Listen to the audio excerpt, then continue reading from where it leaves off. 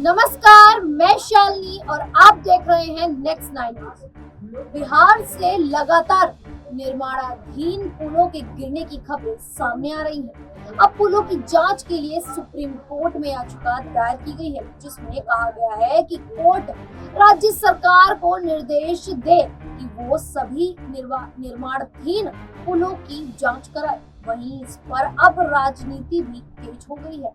RJD इसका ठीकरा double engine की सरकार पर फोड़ रही है, जबकि जेडीयू इसकी जिम्मेदारी आरजेडी के नेता और पूर्व उप मुख्यमंत्री तेजस्वी यादव के सिर पर मढ़ रही है।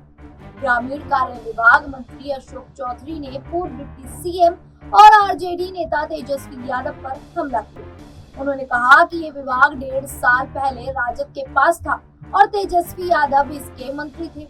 जब से जेडीयू के पास ये विभाग आया, उसके बाद चुनाव था, तब 20 दिन का समय मिला। तो आप बताइए कि कौन इसका जिम्मेदार है? जिम्मेदारी 20 दिन वाली पार्टी की है या 1.5 साल से जिसके पास विभाग था उसकी? पुल के मेंटेनेंस को लेकर उन्होंने बताया, हमारी सरकार पुलों की मेंटेनेंस पॉलिसी लाने की दिशा में कार्य कर रही है। मुख्यमंत्री नीतीश कुमार ने अलग अलग विभाग से कहा है कि वो पुलों को लेकर मेंटेनेंस पॉलिसी लाएं। इसके तहत पुराने और निर्माणाधीन पुल की जांच की जाएगी। साथ ही मुख्यमंत्री सेतु योजना जो साल 2016 में बंद हो गई थी, उसे फिर से शुरू करने की योजना बनाई जा रही है।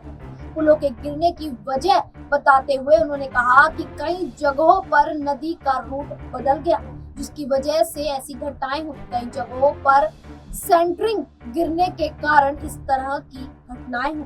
अशोक चौधरी ने कहा, जो ठेकेदार इस प्रोजेक्ट के तहत काम कर रहे थे, उन पर लापरवाही के चलते सरकारी धन के दुरुपयोग के तहत एक्शन लिया जाएगा। उन पर एफआईआर का प्रावधान नहीं है, लेकिन अगर इस तरह की घटना होगी तो सरकार निश्चित रूप से कार्रवाई करेगी।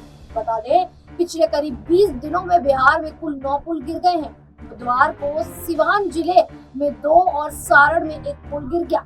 इसके कुछ दिन पहले मधुबनी जिले के झंझारपुर में निर्माणाधीन पुल का बीम गिर गया।